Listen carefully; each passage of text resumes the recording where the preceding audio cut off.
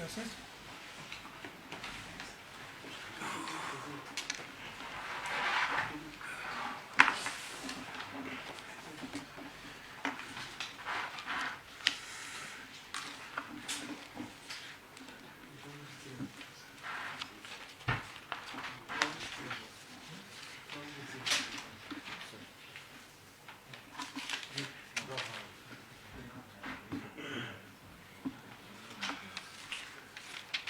Good afternoon.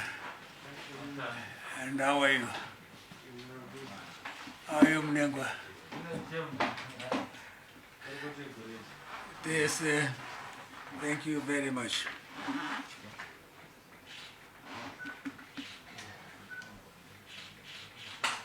Fellow countrymen and compatriots, I come to you today with the realities of this new year and the just ended Christmas holidays. We enter this year 2021 having experienced the transforming effects of the COVID-19 pandemic and recently the anticipated impact of Cyclone Charlene.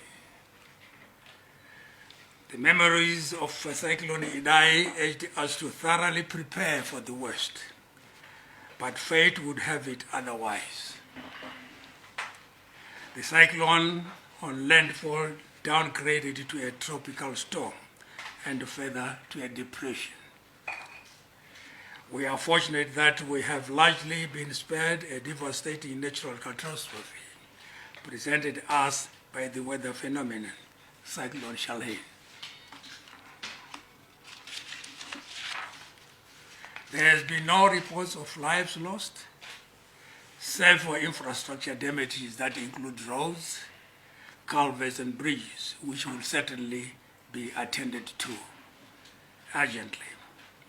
Let me take this opportunity to appreciate the vigilance of all and sundry, and especially the National Civil Protection Arms for their sterling efforts of preparedness and keeping the nation informed of the progression of the cyclone. My fellow Zimbabweans, yesterday the Minister of Health and Child Care, through its minister and my colleague, the Honorable Vice President General retired Dr.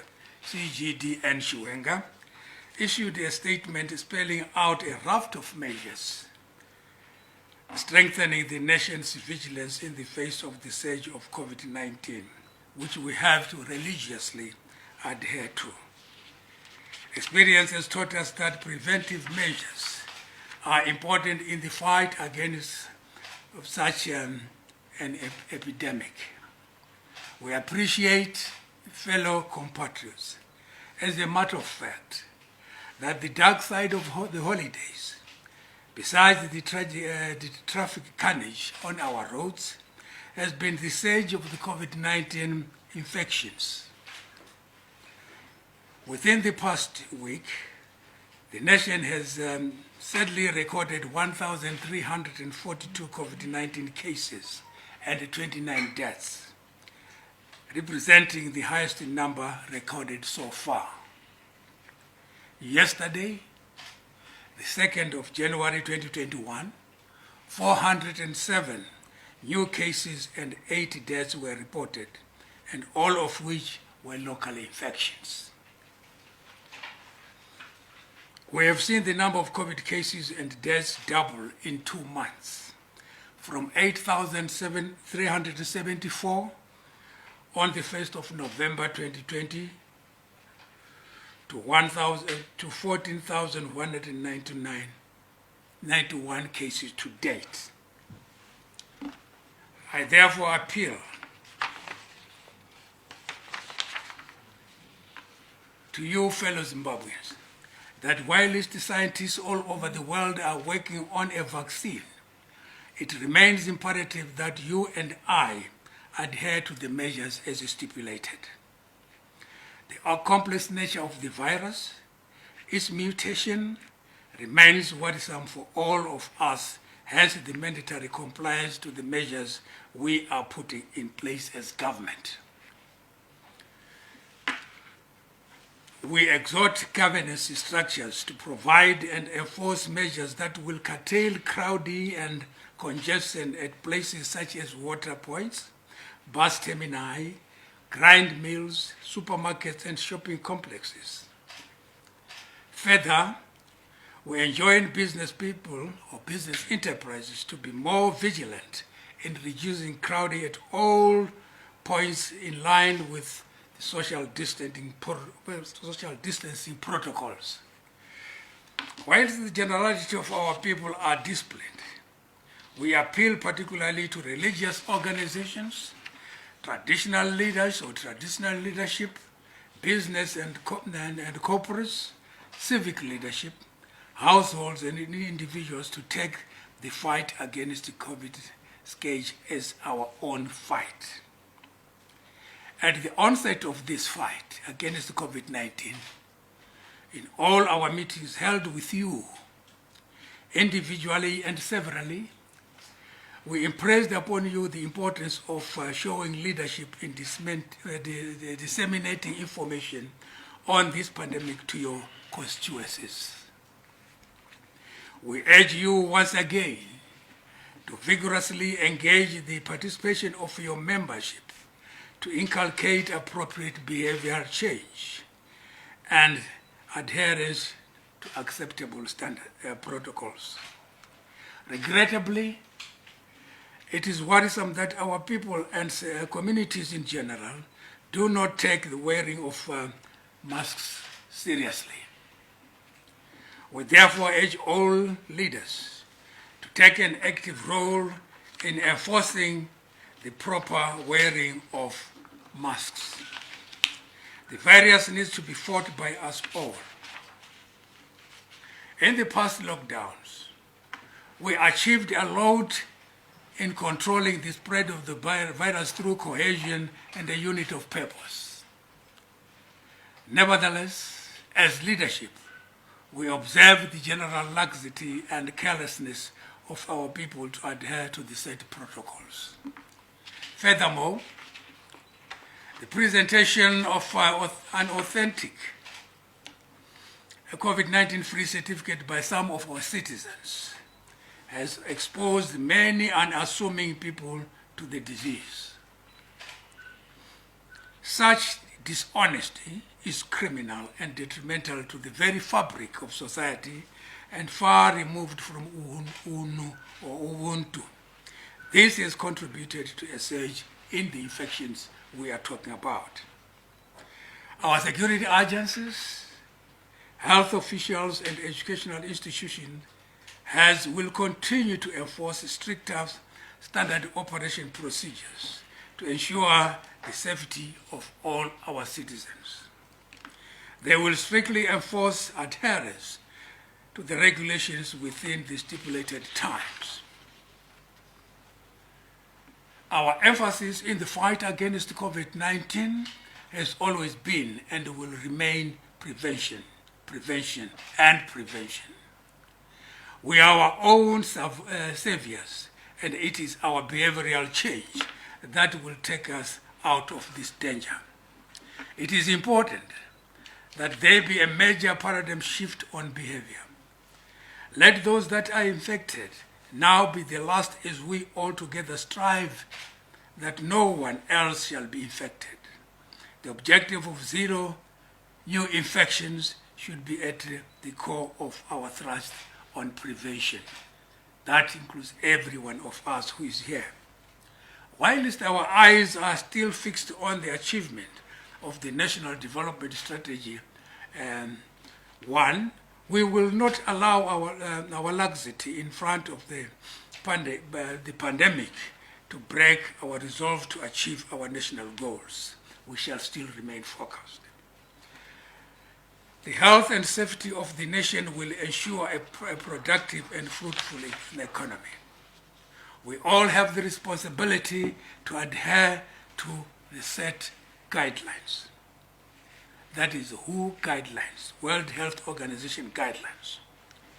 When we work together against the pandemic, we will save lives and ensure a healthy and productive citizenry. Individual compliance in the fight against COVID-19 is critical. Your safety ensures the safety of the next person and thereby a safe nation. Thank you for keeping yourselves and your neighbors safe. Properly wear your mask, wash your hands with soap and water, or sanitize as frequently as is possible. Keep your social distance.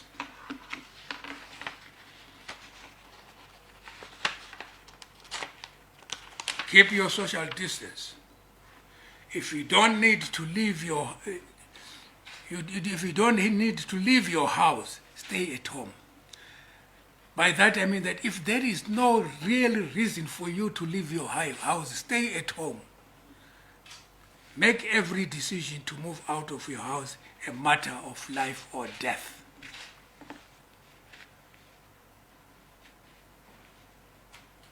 I would like to end my presentation by saying, let's adhere to the measures that were enunciated by the Minister of Health and Child Care yesterday. I am aware that there are some people who are saying that they're even closing down their filling stations at about 3 o'clock. We would want them to remain open, especially for the agricultural sector, because if we don't do so, that will impact negatively on the agricultural season. We're blessed to have had good rains this year, and we need to make sure that we have everything that is possible at our disposal to get our people achieve what we would want. We don't want to import food anymore. With these few words, I would like to thank you very much, and thank you, and God bless you, and God bless Zimbabwe. Thank you.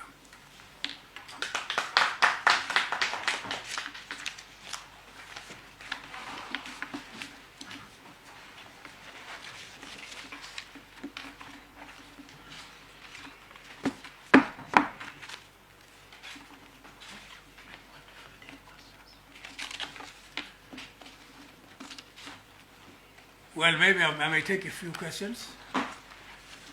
I don't know how many they will allow you to ask, but since I'm a political animal. My name is Blessing Masakaza. Blessing who? Masakaza. Masakaza, okay. Yes, from the Daily News. Yes. I have two questions. Like one, are there any measures to cushion the people from the impact of the lockdown measures? I understand most of our people are informal traders. So the lockdown for the 30 days means they will not be able to go out and work for themselves. So are there any measures to cushion themselves, people from the lockdown measures? Then the second question is, what is going to be done to ensure that there is no congestion or crowdedness at bus terminals or water points?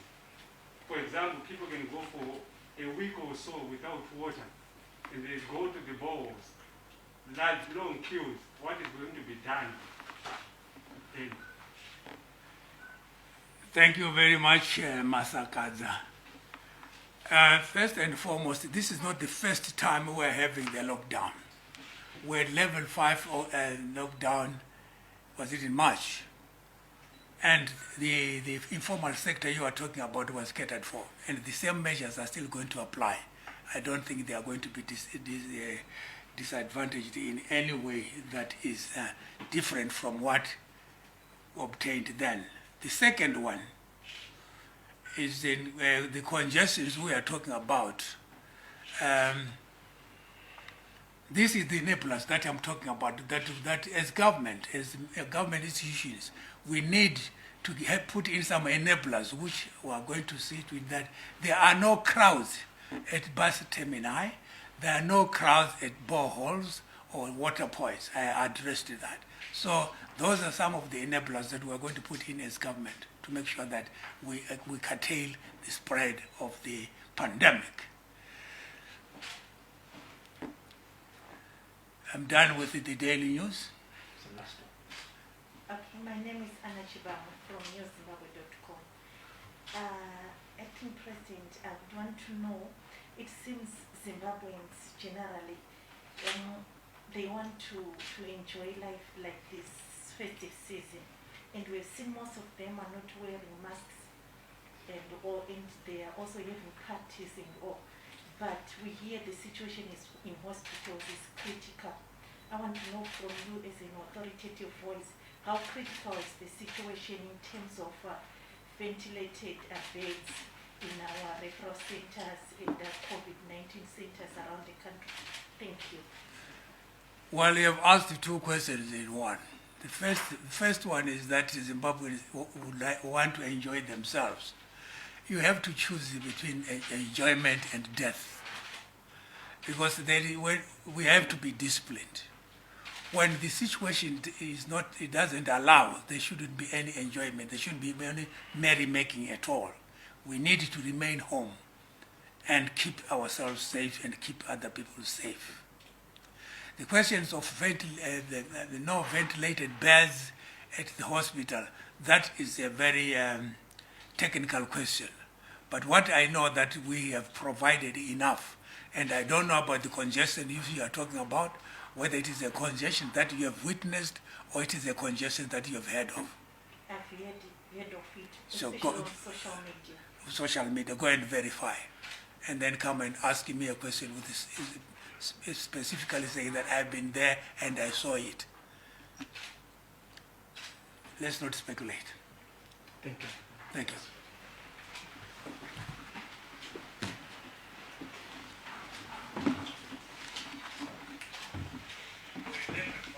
That's yours? This is yours. Oh, thank you. Thank you very much. Thank you.